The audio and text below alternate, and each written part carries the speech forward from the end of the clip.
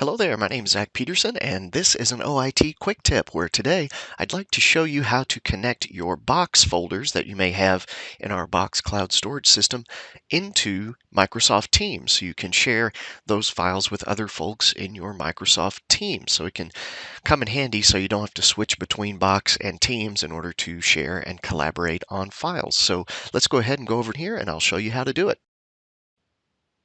So I do have Microsoft Teams open right now, and I am currently in just the general channel for a particular team that I'm in. You can do this on any channel that you choose, but let me go ahead in this general channel up here at the top of that channel, right next to the posts link, you also have a files link, which takes you to the view of files that are currently shared within Microsoft Teams for this particular team or channel within the team. And so right now, anything that's in here by default that you may have uploaded, that's going to be in SharePoint, since that's kind of the underlying storage solution that Microsoft Teams uses. But we can add other cloud services, including Box. So let's go ahead and in the toolbar here at the top, I'm going to click Add Cloud Storage. And now we're provided with a few different options for multiple different services, cloud services like Google Drive, Dropbox, things like that. But since Box is one of our primary cloud storage systems here at SMU, let's go ahead and select the Box option.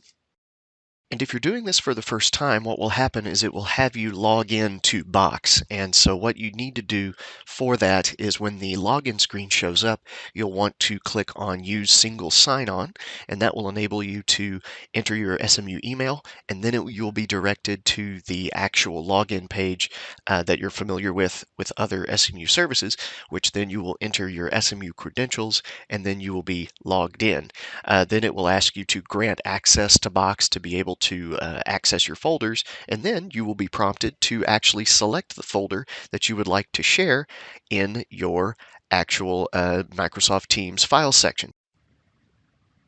So I'm just going to select a folder right here and then click Add Folder. And once you do that, it will be listed right there in your file list in Microsoft Teams, and you can go ahead and browse through that folder and access files just like you normally would in Box, but now it is integrated in Teams.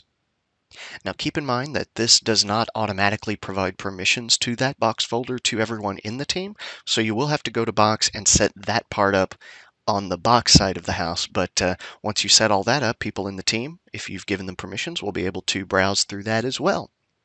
And that wraps it up for today's quick tip. Again, thanks for joining me. And if you have any questions about any of your SMU IT needs or services that you have available to you, feel free to give the IT Help Desk a call at 214-SMU-HELP or send an email to help@smu.edu. Thanks for joining me.